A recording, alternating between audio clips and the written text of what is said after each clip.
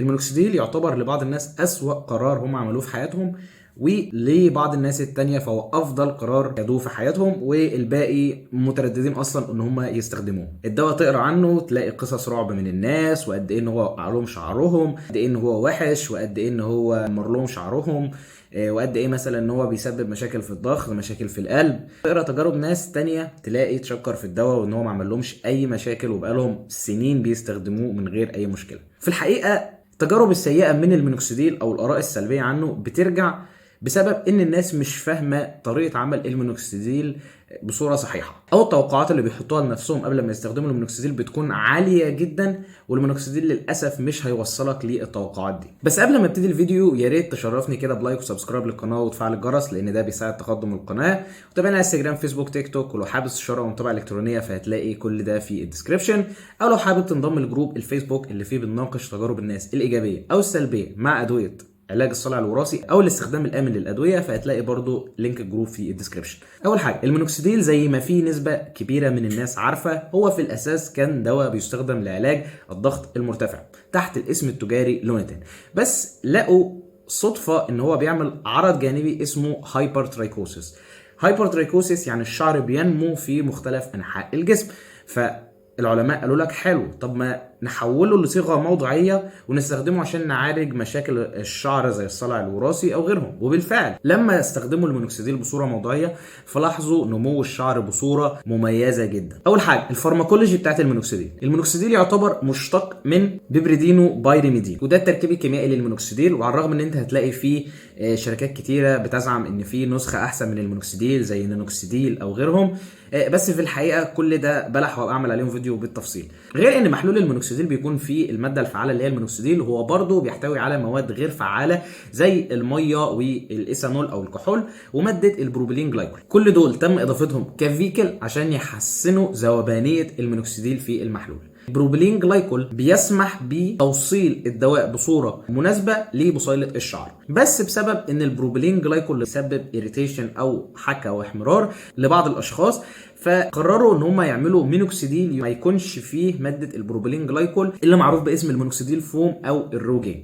المينوكسيديل فوم بيحتوي على مواد تانية غير البروبيلين جلايكول زي سيتايل الكحول والاستيرايل الكحول وبيوتيليتد هيدروكسي تلوين. ولو جينا نقارن ما بين المينوكسيديل السائل او اللي هو السولوشن مقارنه بالمينوكسيديل فوم، فالمينوكسيديل فوم بيحسن توصيل الماده الفعاله للمنطقه اللي انت عايز تستهدفها في بصيله الشعر، وفي نفس الوقت بيسبب احمرار او حكه اقل من المينوكسيديل سولوشن. عشان كده اصلا المصرح من الاف دي اي هو المينوكسيديل فوم بتركيز 5% لعلاج الصلع الرجالي. وبرضه في ميزه للفوم ان هو بينشف اسرع من الليكويد، ده غير كده ما بيمتصش بصوره داخليه داخل الجسم زي المينوكسيديل السائل. في نفس الوقت بسبب ان المينوكسيديل فوم يعتبر اغلى بكتير من المينوكسيديل السائل، ده غير ان بسبب ان المينوكسيديل الفوم اول لما بتحطه فهو بيكلكع في فروه الراس اللي ممكن ما يكونش مناسب مع بعض انواع الشعر وخاصه الشعر الكثيف، ففي ناس كتيره بتفضل المينوكسيديل السائل.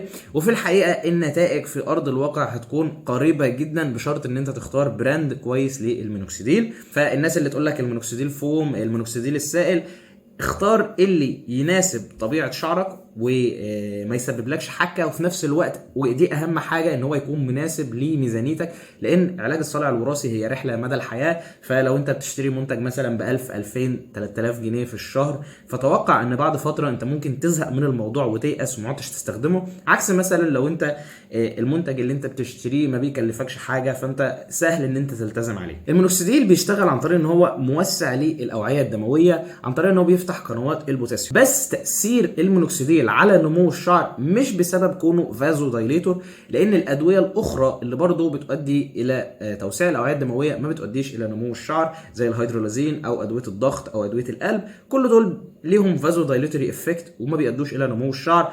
فالناس اللي تقول لك ان انت اقف على راسك او هات اي حاجه في فروه راسك عشان تعمل احمرار في فروه الراس وبالتالي هتحسن نمو الشعر، او ان الشعر بتاعك بيقع بسبب نقص الدوره الدمويه، فكل الكلام ده هاكس. لو عايز تشوف ليه بقول كده بالتفصيل شوف فيديو التركيبه الثلاثيه مكانها الزباله. تاثير المينوكسيديل الايجابي على نمو الشعر بيرجع بسبب الميتابولايت بتاعه اللي اسمه مينوكسيديل سلفيت، وعشان المينوكسيديل يتحول للصيغه دي فلازم يعدي على انزيم اسمه السلفوترانسفيريز. اكتشفوا ان لبعض الاشخاص نسبه انزيم السلفوترانسفيريز على فروه الراس بتكون قليله، والاشخاص دول مهما عملوا ما بيستجيبوش للمينوكسيديل. بس لحسن الحظ لو انت من الاشخاص عديمي الاستجابه للمينوكسيديل، فانت ممكن تعمل حاجات تعمل اب ريجوليشن او تزود نسبه انزيم السلفوترانسفيريز، وبالتالي هتتحول لاشخاص استجابتهم عاليه جدا للمينوكسيديل. طب ايه الحاجات اللي بتحسن نشاط انزيم السلفوترانسفيريز؟ عندك الديرما رولر والتريتينول.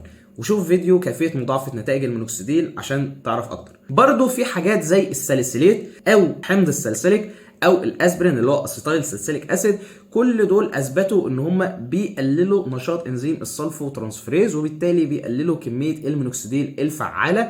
فالناس اللي بتستخدم الاسبرين او بتستخدم شامبو فيه سالسيليك اسيد، فتوقع ان انت كده بتقلل نتائج المينوكسيديل عن طريق ان انت بتقلل تحوله للماده الفعاله. المينوكسيديل متوفر بتركيزين 2% و5%. لما بتستخدم ال5% فده معناها ان كل ملي بتحطه على فروه راسك فيه 50 مللي جرام مينوكسيديل. بس بسبب ان المينوكسيديل ما بيمتصش بصوره عاليه، حوالي 1.4% بس من الكميه دي اللي بيتم امتصاصها بصوره داخليه. الامتصاص بيكون بصوره بطيئه جدا لمعظم الاشخاص، فالنسبه اللي بتخش في السيستميك سيركيليشن مش هتؤدي الى انخفاض ضغط الدم او هتؤدي الى مشاكل في القلب. بس في نسبه من الاشخاص بيقولوا ان المينوكسيديل سبب لهم مشاكل في الضغط، سواء علاء او وطاء، او حتى سبب لهم اضطراب في ضربات القلب. في الحقيقه الناس لحد دلوقتي اللي جت واشتكت لي من الموضوع ده بلاقي ان هم بيحطوا المينوكسيديل بطريقه غلط. اما ان هو بيزود في الجرعه المتاحه، بيفكر ان هو ما يستخدم المينوكسيديل بكميه اكبر او بتكرار اكتر فهيلاقي نتيجه اسرع، وفي الحقيقه ده ما بيحصلش. او ان هو مثلا بيحطه على فروه راسه وبعدين يسيبه ينزل على وشه وبعدها ينزل على شفايفه ويشربه. حاجات غريبه كده الناس بتقول لي ان هي بتعملها. او ان هو مثلا يحطه قبل ما ينام وبعدها يبتدي يتقلب في السرير فيعك المخده وبعدها المخده يحضنها. حاجات غريبه كده الناس بتقول لي عليها. كل الحاجات دي ممكن تسبب امتصاص المينوكسيديل بصوره اكبر من المعتاد.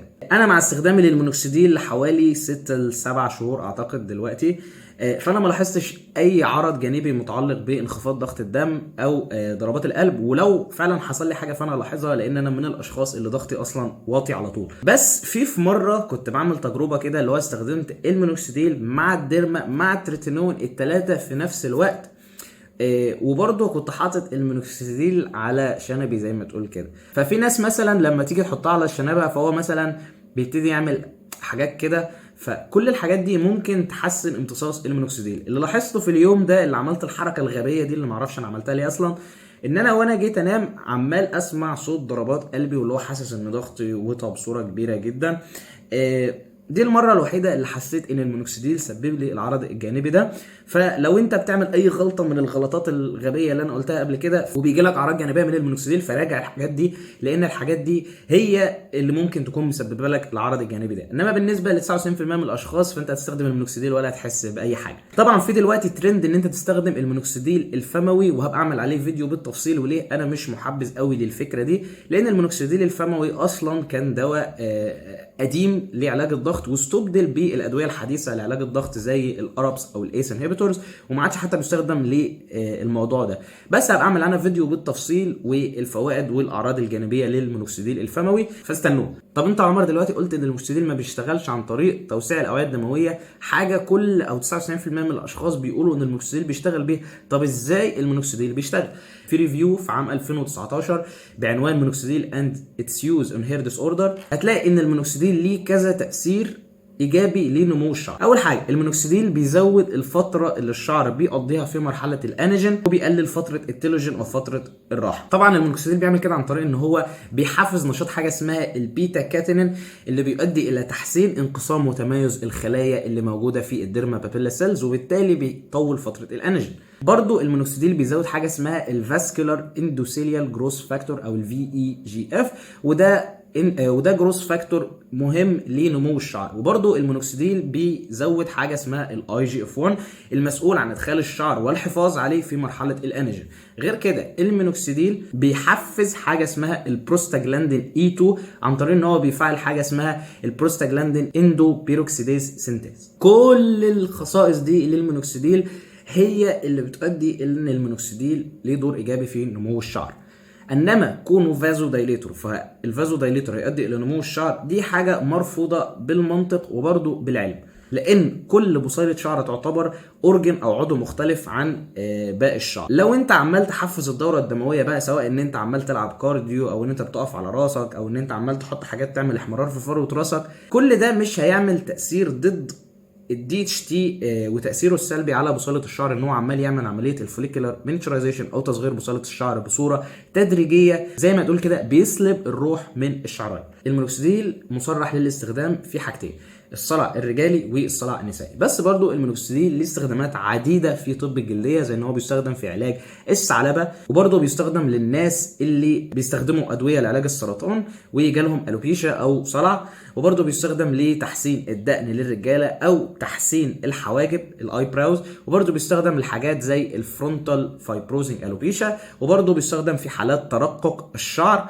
وبرضو للتلجن افلوفيوم المستمر، وبرضو الحاجه اسمها اللوز انرجين هير سيندروم. طبعا المينوكسيديل لا جدال عليه في النتائج، هو يعتبر اقوى محفز نمو هتلاقيه في السوق بلا منازع، والمينوكسيديل 5% يعتبر اقوى من المينوكسيديل 2% بصوره كبيره جدا. بس المينوكسيديل على الرغم من القوه بتاعته في تحفيز النمو، الا ان هو بيجي بشويه ليميتيشن. اول حاجه المينوكسيديل ما بيواجهش السبب الرئيسي لحدوث الصلع، وهو الاندروجينز وخاصه الدي اتش تي وتاثيره السلبي على بصيله الشعر. كلنا عارفين ان التستوستيرون بيتحول لدي اتش تي، والدي اتش تي للاشخاص الحساسين للاندروجينز مدمر للشعرايه. المينوكسيديل ما بيعملش اي حاجه تضاد الاندروجينز، على الرغم ان في شويه دراسات كده بتقول ان المينوكسيديل يعتبر بيولوجيكال موديفاير عن طريق ان هو بيحفز حاجه اسمها 70 بيتا هيدروكسي ستيرويد دي هيدروجينيز، بالعربي بتحول التستوستيرون الى حاجه اسمها اندروستين دايون، وبتفقد التاثير بتاعها السلبي على بصيله الشعر. بس برضو لقوا ان هو ان المينوكسيديل بيزود شويه من نشاط الفايف الفا ريدكتيز، ففي الغالب تاثير المينوكسيديل على الاندروجينز لا يذكر، ولازم تتعامل معاها بدواء تاني. وعشان كده برضو حاجه زي الكومبو ما بين الفينوسترايد والمينوكسيديل يعتبر الجولدن ستاندر او العلاج الدوائي الاساسي الاقوى لعلاج الصلع الوراثي. برضو غير كده فالمينوكسيديل زي ما انا قلت لازم يتحول للصيغه النشطه بتاعته مينوكسيديل سلفيت، وبعض الناس ما عندهمش نسبه كافيه من الانزيم ده، فالمينوكسيديل حرفيا هو بيصبه على راسه كانه بيصب ميه، ما بيعملش اي نتيجه ليه. فالناس اللي زي دي تستفيد اكتر من ان هي تضيف حاجات زي الديرما رولر او كريم تريتينون عشان ترفع نشاط الانزيم ده، وتستفيد استجابه كويسه جدا للمينوكسيديل حتى ولو كنت استجابتك صفر ليه قبل ما تعمل الحركه دي. ثالث حاجه المينوكسيديل بيسبب تساقط مؤقت في بدايه استخدامه، اللي ناس كتيره بتفزع اول لما بيحصل لها ويبطل يستخدم المينوكسيديل، فلان حصل له تساقط مؤقت تاني مع ان الصلع الوراثي لسه بيتقدم لانه ما بيوقفش، فيلاقي مثلا ان بعد 6 شهور من استخدام المينوكسيديل وتوقيفه شعره بقى اسوأ من قبل ما يستخدمه. فدي تجربه انا بشجع كل الناس انها تتجنبها، او اول لما تبتدي تستخدم المينوكسيديل تقبل التساقط المؤقت اللي بيحصل في بدايه استخدامه وما توقفوش لايا يكن السبب. وبرده ده بسبب ان في نسبه كبيره من الناس بتستخدم المينوكسيديل عمياني بدون استشاره طبيب، لان انت لو كنت استشرت طبيب متخصص بيفهم كان هيقول لك ان المينوكسيديل بيسبب تساقط في بدايه استخدامه، وما كنتش هتفزع الفزعه دي. فبالنسبه لتجارب الناس اللي هي الرعب اللي تلاقيه يقول لك انا المينوكسيديل وقع لي كل شعري، المينوكسيديل ده كان اسوء قرار في حياتي، فاعرف ان هو ده حصل له بسبب الغلطه دي، فما تقعش فيها. طب ايه هي الاعراض الجانبيه من المينوكسيديل؟ طبعا المينوكسيديل يعتبر دواء امن لنسبه كبيره من الاشخاص، بس اشهر عرض جانبي للمينوكسيديل هو الكونتاكت ديرماتيتس او التهاب الجلد او الاحمرار او الحكه اللي بتيجي فيه، والموضوع ده بيتناسب مع الجرعه المستخدمه. يعني انت لو بتستخدم جرعه 5% مرتين في اليوم فهتلاقي ان الموضوع عندك اسوأ من شخص بيستخدم 2% بس. وبرده الكونتاكت ديرماتيتس ممكن يحصل بسبب ماده البروبيلين جلايكول اللي في المينوكسيديل، فانت ممكن تعمل اختبار للموضوع ده قبل ما تبتدي تستخدم المينوكسيديل، ان انت تجيب منه جزء وتحطه على فروه راسك وتشوف هل هيعمل لك احمرار ولا لا. ولو انت من الاشخاص الحساسين للموضوع ده فيفضل ان انت تروح لحاجه ما فيهاش بروبيلين جلايكول زي الفوم. برضو في عرض جانبي الشهير للمينوكسيديل او هو الهايبرترايكوسيس او نمو الشعر في مناطق انت مش عايز ينمو فيها، وده اللي بيشتكي منه نسبه اكبر هي الستات. طبعا انت لو جيت تشوف المعدل ده في الدراسات فهتلاقي ان هو معدل ضئيل جدا فعلا الناس اللي بيجي لها نمو الشعر في باقي الجسم. وده ليه كذا نظريه. اولها مثلا ان المينوكسيديل لما بتستخدمه بجرعه عاليه 5% او اكتر فهو بيزود امتصاصه الداخلي اللي ممكن يزود نمو الشعر للشعر الحساس للمينوكسيديل. وبرده في ناس تانية بتقول ان هو المينوكسيديل ما بيسببش الهايبر ترايكوسيس. لو انت نمالك شعر في وشك او في جسمك فده بيرجع بسبب الاستخدام الخاطئ ليه، ان انت بتستخدميه وبتسيبيه ينزل على وشك، او ان انت بتنامي بيه على خده وشعرك بيلمس المخده وبعدها تعرضي نفسك ان انت تمتصي كميه اكبر من الدواء. كل دي فرضيات، بس في دكاتره كتيره عشان الموضوع ده فهو بيبتدي يستخدم المينوكسيديل 2%، ولو لقى ان الشخص مرتاح معاه فهو بيبتدي يعلي جرعه تدريجي ل 5%، لان فرق النتائج ما بين ال 2% و 5% يخلي 5% لامع كده، لان كل الناس اللي بتتفرج على الفيديو ده هو عايز نتائج واو، هو مش عايز نتائج اللي هي عاديه بس. بالنسبه بقى للبدائل فبعمل عنهم فيديو بالتفصيل ايه هي البدائل بتاعه المينوكسيديل، بس من حيث القوه فانت مش هتلاقي محفز نمو اقوى من المينوكسيديل غير المينوكسيديل الفموي اللي هتكلم عليه. بس للاسف انا ما اقدرش ان انا انصح المينوكسيديل الفموي زي المينوكسيديل الموضعي. خلاص المينوكسيديل هو صديقك لو انت عندك صلع وراثي وبتبحث عن محفز نمو بعد ما قللت مستويات الاندروجينز او تعاملت معاها. شوف فيديو كيفيه او خطوات علاج الصلع الوراثي عشان تعالج الصلع الوراثي بتاعك باقل تكلفه وبافضل طريقه وباقل اعراض جانبيه تحافظ على النتيجه دي على المدى الطويل. ومش هتلاقي بديل للمينوكسيديل مهما دورت، فما تقعش في ضحيه اللي هو المينوكسيديل وحش انا عايز بدائل ليه، المينوكسيديل ده وحش هيوقع لك شعرك،